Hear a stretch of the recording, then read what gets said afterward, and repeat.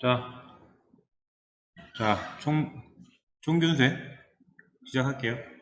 지난 시간에는 우리가 뭐를 했었냐면은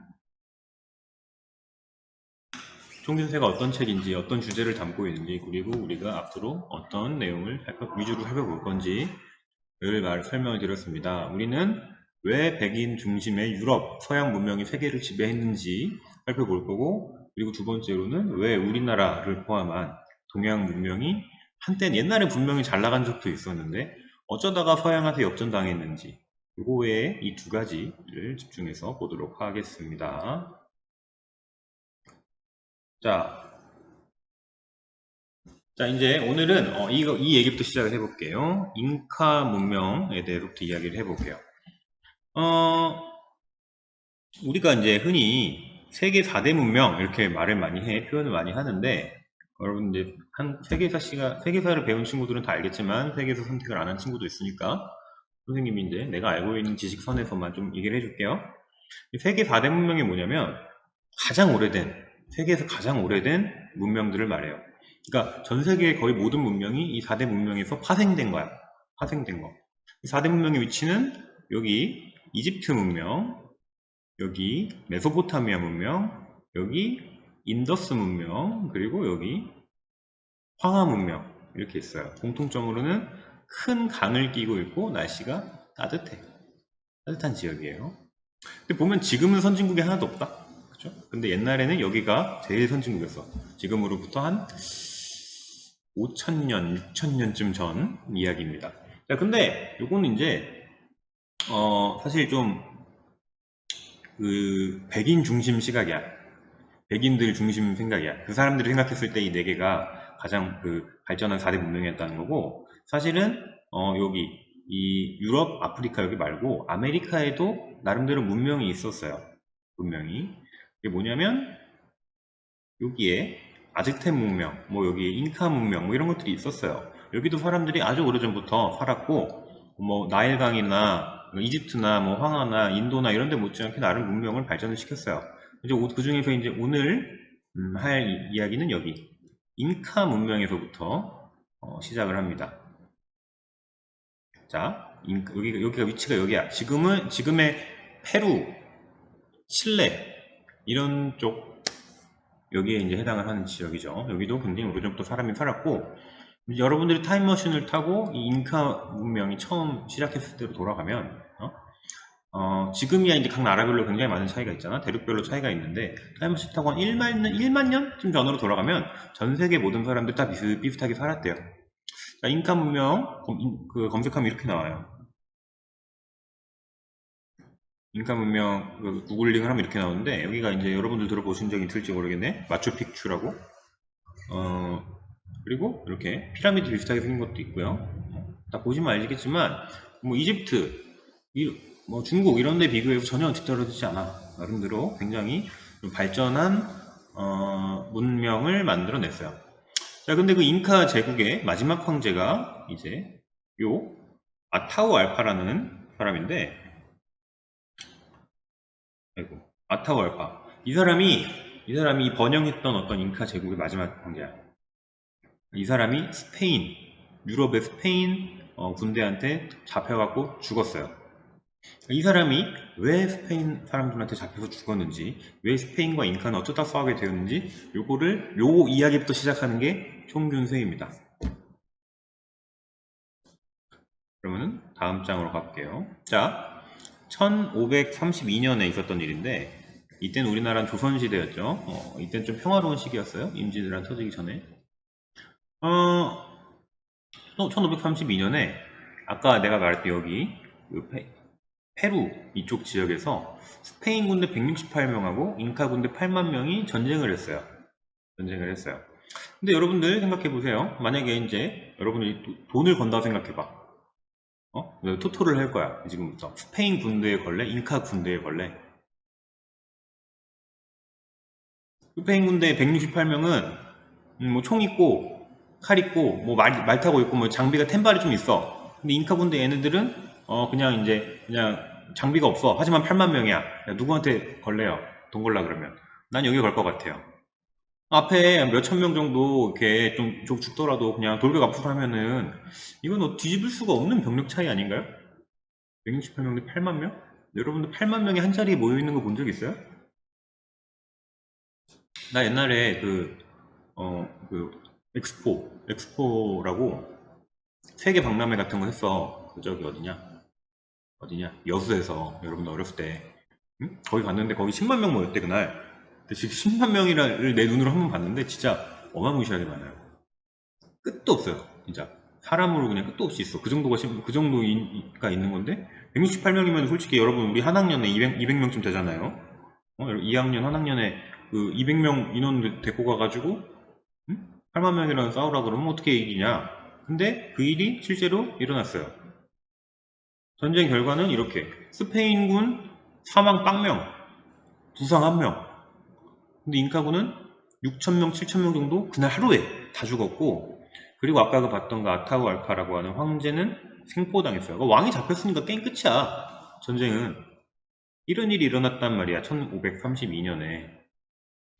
어떻게 이런 일이 일어날 수 있을까? 어떻게? 그러니까 이게 의미하는 바가 뭐냐면, 이미 이 시기에 1532년, 이때 이미 이 유럽 문명, 백인 문명이 다른 나라보다 월등하게 앞서있었다는 걸 의미해요. 이미. 그러니까 예전에는 뭐 동양이 앞서네, 서양이 앞서네 이러고 더 오래전에는 뭐 전 세계 모든 사람이 비슷하게 살았는데 이 1532년이란 이 시점에 이미 유럽, 서양 얘네들이 세계 대개 선두 그룹에 끼어 있었다. 적어도 어? 인디언, 이 아메리카 원주민들은 상대가 안 됐다. 이런 뜻이죠. 자, 그래서 이 총균세에는 이런 질문으로 시작해요. 이때 이 전투에서 스페인 군대가 잉카 애들을 이길 수 있었던 이유를 탐구를 한다면 서양 문명이 다른 대륙, 다른 나라를 앞서 나갈 수 있었던 이유를 알 수 있다 이거야. 그러니까 다른 데서도 이런 전투가 많이 일어났어. 이런 전쟁이 많이 일어났어요. 여기서만 일어난 게 아니라 다 비슷비슷해요. 다 적은 유럽 한 줌도 안 되는 유럽 군대가 엄청나게 많은 대규모 원주민들을 다 학살하고 점령하고 식민지로 삼고 그랬어요. 그러니까 이 원인을 이해하면 다른 것도 다 유추할 수 있다는 거지. 자, 이게 바로 총균세의 시작입니다. 스페인 군대가 어떻게 이겼을 수 있었는지를 우리가 한번 추적을 해볼게요.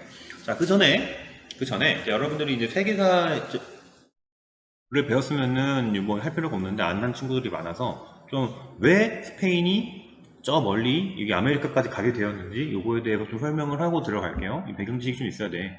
그러니까 이 총균세라는 작품 자체가 역사 지식이 좀 있어야 이해하기가 쉬워요. 자, 왜 스페인 애들은 이 지도 좀 볼게. 자, 세계 지도 좀 볼까요?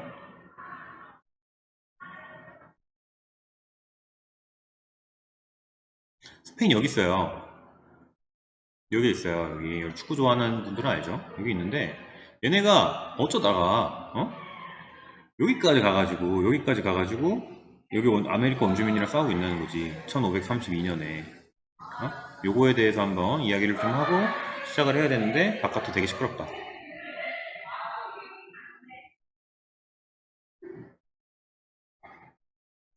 자, 하겠습니다. 자, 이제부터 갑니다. 자, 이거 한번 봐보세요. 이거는 그 무기로 쓰는 칼이 아니고 장식용 칼이야. 액세서리.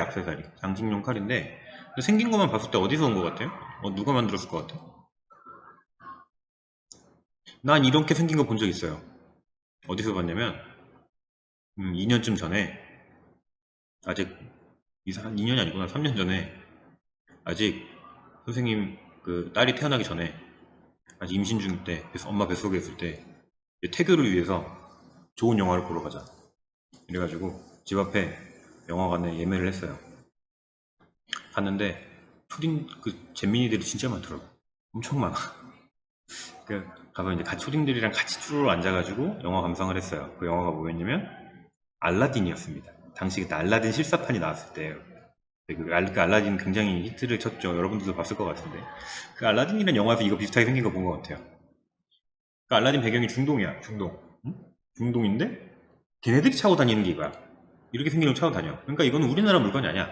유럽, 동유럽이나 중앙아시아 적어도 거기쯤에 있는 물건일 거야. 그치? 근데 이게 어디서 발견이 됐냐? 경주에서 발견이 됐어요. 우리나라 경주. 여러분들 경주 가봤나요? 옛날도 아니지. 지금도 그 수학여행, 초등학교나 중학교 때 수학여행 경주를 많이 가는데, 그 요즘 그 수학여행을 잘 안 가가지고 못 가본 친구들도 있을 것 같아요. 나도 어렸을 때 경주로 수학여행 갔어요. 선생님, 엄마, 아빠도 어렸을 때 경주로 수학여행 갔고. 그러니까 왜 경주로 수학여행을 많이 가냐면 경주에 그 역사 유물이 굉장히 많아. 엄청 많아요. 어느 정도 많냐면 그 땅 파면 그냥 삽질하면은 문화재 나온다 그래. 응? 삽질은 문화재 나온대요. 근데 아무 집이나 들어가가지고 거기 항아리 좀 볼게요. 이러면 그게 문화재래요. 그러니까 여러분도 아는지 모르는지 모르겠는데 우리 이제 그 공사를 할 때 만약에 어떤 건설사에서 우리가 뭐 빌딩 세울 거예요 하고 신고를 하잖아? 그러면은 정부에서 바로 공사 못하게 해요. 일단 여기를 한번 땅을 파보자. 이렇게 한번 해요. 땅 파서 여기 문화재라든가 내지는 뭐 땅속에 뭐 이상한 게 없으면 공사 허가해줄게. 이래가지고 땅을 파봐요. 근데 경주는 무조건 나온다. 그냥 땅만 파면 문화재가 다 나와. 그러니까 이 건설사들이 함부로 공사를 안 해. 시도도 안 해 그냥. 그러니까 지금 경주 가도 고층 빌딩이 없어요.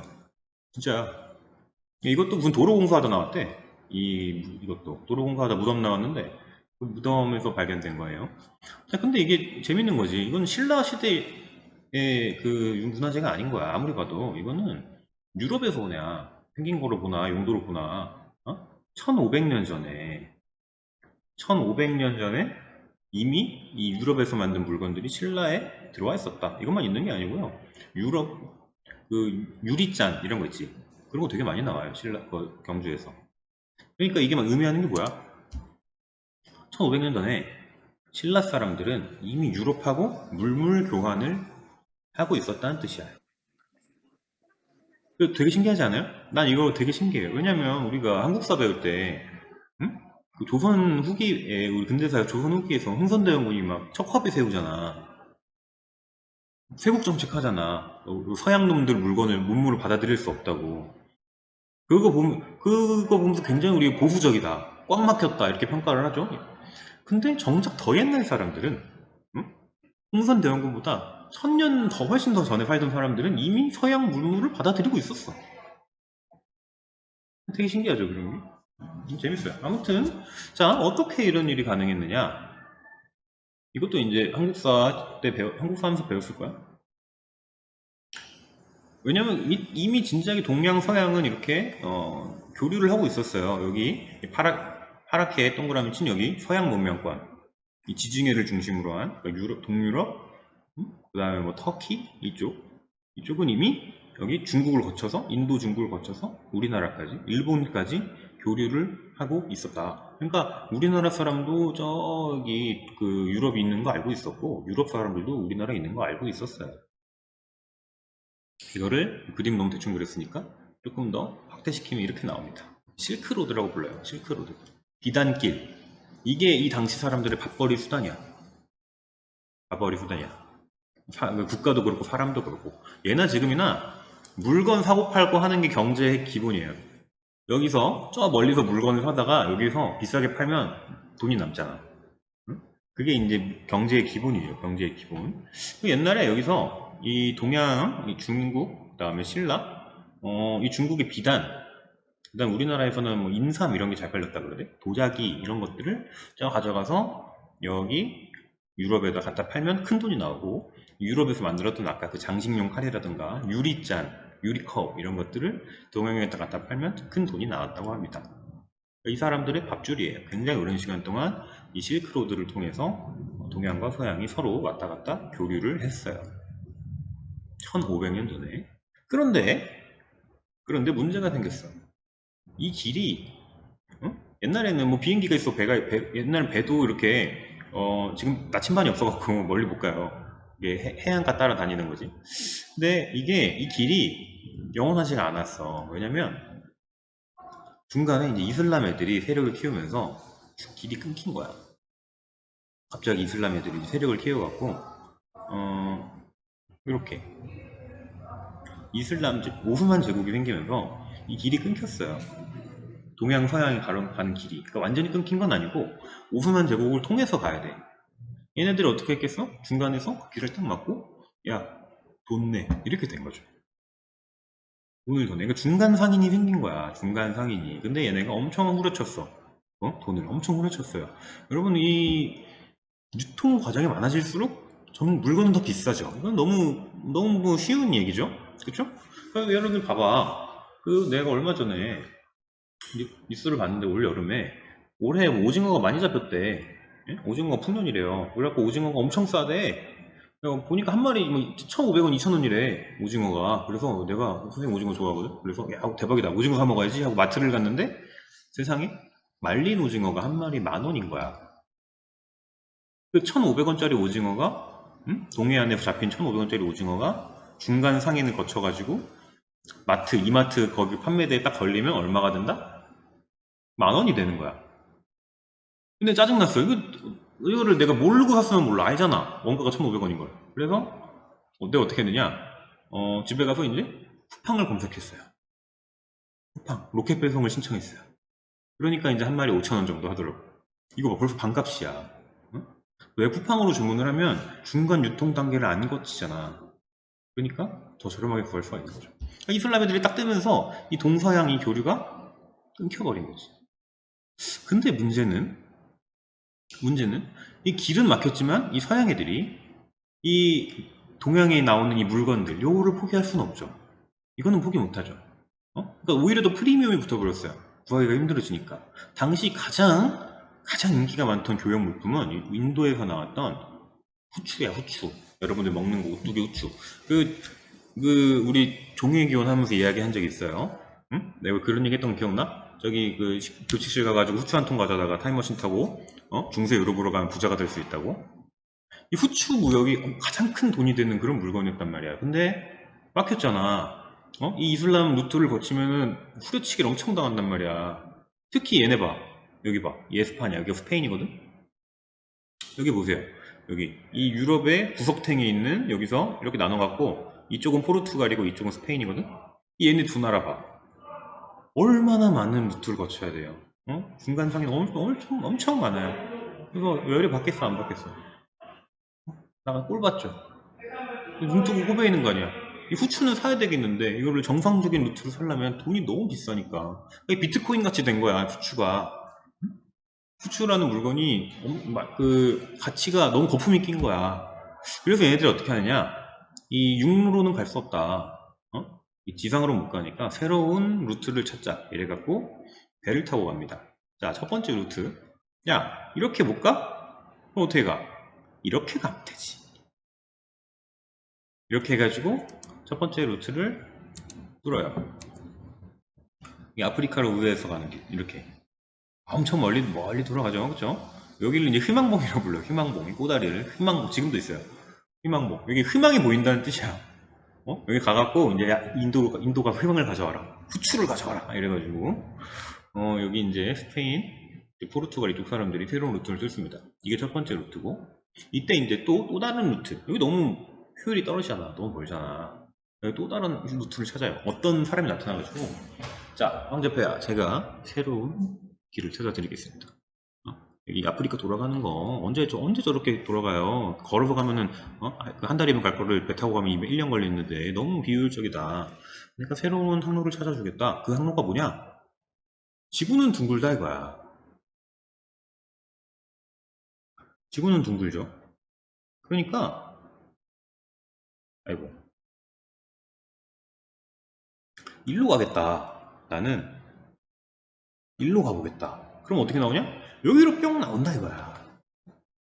뿅. 왜냐면 이 옛날 사람들은 이게 여기가 있는지 몰랐어요. 이런 이 아메리카 대륙이 있는지를 몰랐어요. 그러니까 이쪽으로 왼쪽으로 가면은 여기로 나올 거라 생각을 한 거야. 지구가 생각보다 작을 거라 생각한 거지, 지금 우리가 아는 것보다. 근데 그 옛날도 수학자들 있잖아요. 그래가지고 이제 지구 둘레를 계산을 해보면, 옛날 사람들도 지구가 둥근 건 다 알고 있었어. 지구 둘레 계산해보면 분명히 이렇게 나와야 되거든. 여기까지 길이 있거든. 그러니까 이 대륙이 있는 줄 모르니까 너무 멀어. 도저히 이게 안 나와. 예산이 안 나와. 각이 안 나와. 옛날 항해 기술로는 이 먼 거리를 갈 수가 없어. 근데 무조건 가겠다고 깽판 친 거야. 저에게 배 세척과 벼슬자리와 그 다음 약간의 지분을 주시면 제가 새로운 항로를 뚫어서 인도를 갔다 오겠습니다. 이렇게 자꾸 구라를 쳤어요. 그 구라쟁이가 누구냐? 크리스토퍼 콜럼버스. 이 얘기 예전에 해준 적 있어. 이 콜럼버스라는 사람이 구라를 쳐가지고 어떻게든 내가 해보겠다고 설득을 한 거예요. 근데 이제 안 들어주다가 어떤 한 왕이 그 말을 들어줬어요. 그래서 그 배를 세척 끌고 가갖고 이쪽으로 갔는데 인도가 아니라 엉뚱한 전혀 새로운 걸 발견해버렸지. 그치? 그게 바로 우리가 알고 있는 아메리카 대륙입니다. 여기를 그래서 신세계라고 불러요. 신세계. 이때 사람들이 우리가 살고 있던 구세계, 그 다음에 새로 발견한 신세계. 근데 이제 콜럼버스는 여기가 아메리카 신대륙인 거 몰랐어요. 자기는 인도인 줄 알았어요. 죽을 때까지 자기가 인도인 줄 알고 끝까지 인도라고 생각하다가 죽었어요. 나중에 아메리고라는 사람이 여기를 밝혀냅니다. 여기가 사실은 우리가 몰랐던 새로운 땅이다. 그래서 이제 아메리카가 된 거야. 아메리고라는 사람이 밝혀내기 때문에 아메리카가 된 거고, 콜럼버스라는 이름은 지금 미국의 수도인 워싱턴 DC의 그 C가 콜럼버스의 이름이라고 합니다. 워싱턴은 이제 대통령 이름이고, 그렇게 지금 역사 이름을 남겼죠. 아무튼 간에 뭐 신대륙을 발견했다, 이거는 이제 유럽 사람들, 서양 사람들 입장이고, 여기 원래 사람이 살고 있었어요. 원주민들이. 걔네 입장에서는 불청객이지, 그치? 엉뚱한 데서 갑자기 사람이 와갖고 자기를 만난 거잖아. 자, 아무튼 이때 여기가 이제 신대륙이라는 걸 알게 됐어. 이렇게 큰 땅이. 그러니까 예나 지금이나 땅 있고 사람 있으면 뭐예요? 그거 다 돈이야. 땅 있고 사람 있으면 그게 돈이라고. 그래갖고 이때 엄청나게 진출을 합니다. 이때 이 유럽 사람들이. 여기 보시면 빨간색, 보라색, 여기가 스페인, 포르투갈 점령했던 땅이래요. 얘네가 먼저 진출했으니까 그만큼 먼저 깃발 꽂고 먼저 석수리 했겠지. 이때가 스페인의 리즈 시절이야. 이때는 스페인이 세계 최고였어. 지금은 미국이 세계 최고고, 예전엔 영국이 세계 최고였고, 이때는 스페인이 세계 최고였어. 스페인의 리즈 시절이 펼쳐지는 거지. 근데 여기서 엄청나게 많은 물건이 들어오기 시작해요. 여기서 어마무시하게 많은 어떤 금이라던가 자원이라던가 물자라던가, 우리가 지금 여러분들 먹고 있는 옥수수, 토마토, 어떤 고추 이런 거 다 여기서 나온 거예요. 그러니까 왜 우리가 김치를 우리나라 전통 음식이라고 하는데, 우리나라 사람들이 먹던 김치는 원래 백김치야, 이건 아니죠. 원래 백김치였고, 그 빨간 고춧가루 들어가는 김치는 만들어진 지 얼마 안 됐어요. 여기서 발견된 고추가 유럽 거쳐서, 일본 거쳐서 우리나라로 들어온 거야. 한 1600년대, 700년대 이후에. 맞아. 담배도 이때 들어오고, 고구마도 원래 여기서 나왔어요. 고구마도 여기서 거쳐서 일본 통해서 우리나라로 들어왔어요. 자, 아무튼 이때 이제 유럽 사람들이 이제 이게 돈 된다 그러니까 너도 나도 뛰어들어. 여기에 너도 나도 뛰어들어서 어떤 무역을 하기 시작합니다. 무역 활동, 측량 활동, 뭐 경제 활동 시작을 해요. 우리 그 종회기원하면서 배웠던 찰스 다윈도 이때 여기로 넘어가 가지고 여기서 연구를 시작하고 진화론을 발표한 거야. 이거 한창 이 시기에. 근데 이제 맞아, 여기서 또 이게 굉장히 큰 발견이었어요. 또 되게 많은 어떤 변화를 갖고 오는데, 또 우리가 여러분 요즘 가장 핫한 어떤 그 뭐지? 경제, 뭐라 해야 되냐? 가장 핫한 어떤 경제 아이템, 주식. 이 주식도 이거 하면서 시작된 거래. 이 신대륙 발견하고 나서 막 너도 나도 막 이제 신대륙으로 떠나니까 이때를 대항해 시대라 그러거든? 이 대항해 시대 때 만들어진 게 주식이래. 이게 어떻게 만들어지게 된 거냐면, 봐봐. 유럽 사람들이 한번 그 이제 배를 띄워요. 근데 이 배 한 번 띄우는 게 보통 일이 아니야. 비싸요, 배가. 예를 들어 배 한 척 띄우는데 10억이야. 10억. 한 사람 10억을 다 부담하기엔 너무 부담스러워. 왜냐면은 망할 수도 있잖아. 뭐 성공한다는 보장이 없잖아. 뭐 태풍 만나고 엎어버려질 수도 있고, 사람 굶어 죽을 수도 있고, 그치? 이 10억, 예를 들어 10억이다 이러면 이거를 한 사람이 10억을 부담하는 게 아니라 10명이 모여갖고 1억씩 부담을 해. 그 다음에 이 배가 돌아와서 뭐 물건을 팔아서 100억을 벌었다. 그럼 우리 각자 10억씩 나눠 가지자, 이렇게 약속을 하는 거예요. 지분을 나눠 갖는 거예요. 근데 이거 한 번 가면 언제 올지 몰라. 이때는 어떤 뭐 10년, 20년 걸릴 수도 있어요. 근데 갔는데 5년 지났어. 이거 아직 돌아온다 안 돌아온다 이런 소식이 없어. 그때 내가 1억짜리 지분을 팔고 싶어. 이거 나 불안해서 지금 못 갖고 있겠어. 팔고 싶어. 그럼 이건 얼마에 팔아야 될까요? 1억에 팔아야 될까요? 아니면 그 이상을 받아야 될까요? 만약에 그 시기에 다른 배들, 같은 시기에 떠난 다른 배들이 못 돌아왔어.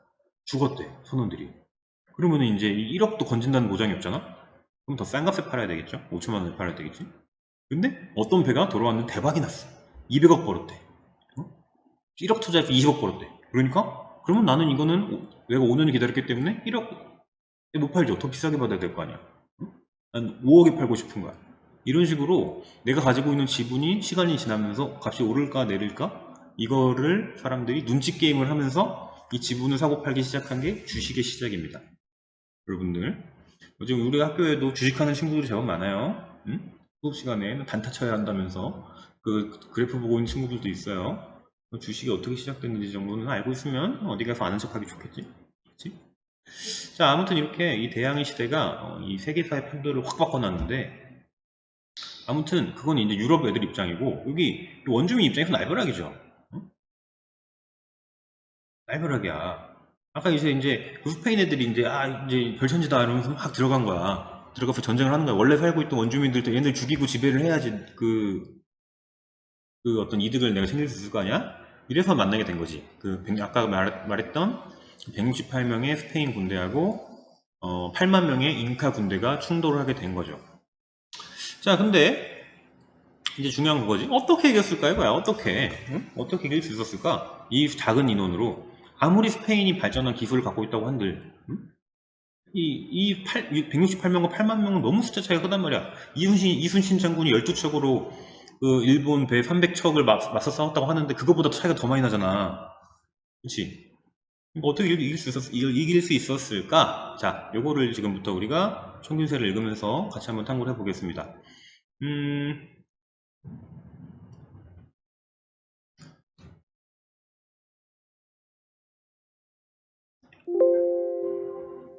자, 여러분들, 보시면, 플래스팅 보시면은, 여기 이렇게, 읽기 자료가 있어요. 읽기 자료를 다운받아서 열어보세요. 열어보시면은, 이렇게, 내가 스캔 떠났습니다. 자, 지금 여기서 92쪽부터 딱 5장, 102쪽, 여기, 이 일을 허락하셨기 때문이요. 여기까지만 읽어보도록 하겠습니다. 지금. 자, 여러분들 각자 첨부 파일 다운받아서 PDF 파일 열어주시고,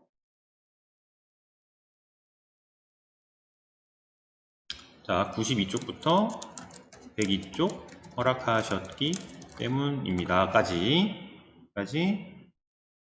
지금 읽어주세요. 시간은 10분 드리겠습니다. 10쪽이니까 10분. 그래서 자, 여러분 시간이 됐습니다. 자, 마무리합시다.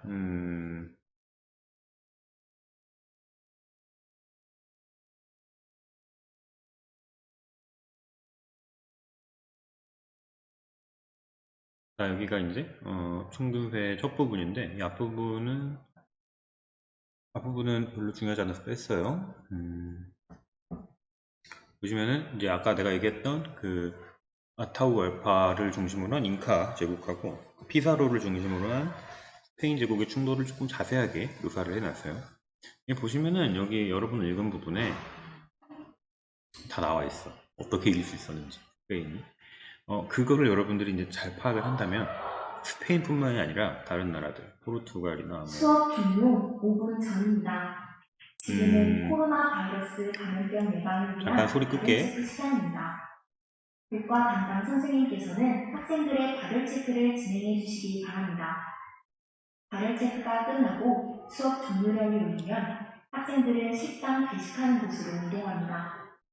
이동할 때는 정해진 순서에 따라 시간에 맞추어 순차적으로 배식해 주시고 배식을 기다리는 동안 앞으로 사람과의 거리를 충분히 유지해 주시기 바랍니다.